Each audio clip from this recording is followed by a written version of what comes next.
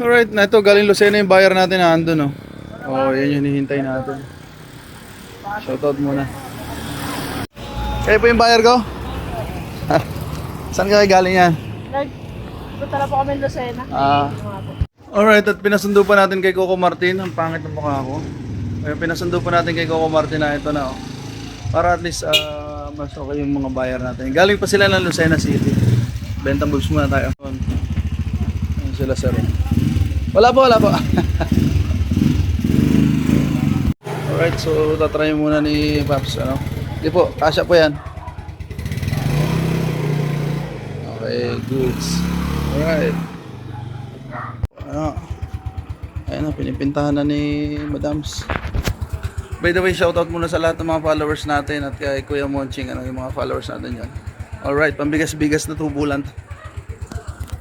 Ayan yung ano natin, medyo natagalan sa atin si Mio eh, di ba? Okay na okay yan. Goods na goods yan, oh. All stock. Alright, hindi ko na alam, ito, pirmahan na tayo sa Biak na Bato. At syempre bumigla yung mga buyer natin. Galing pa sila ma'am ng Manila? Lucena City. Pasensya na kayo dun sa mga sinampay ko. Ano, at talaga namang maganda. Saka-saka, pag nakaluwag-luwag, ipapaganda natin tong garahe ni Manamari. So, paano? Okay na. Yung papel po, pakiingatan nyo na lang po. Marami pong gasolina yan.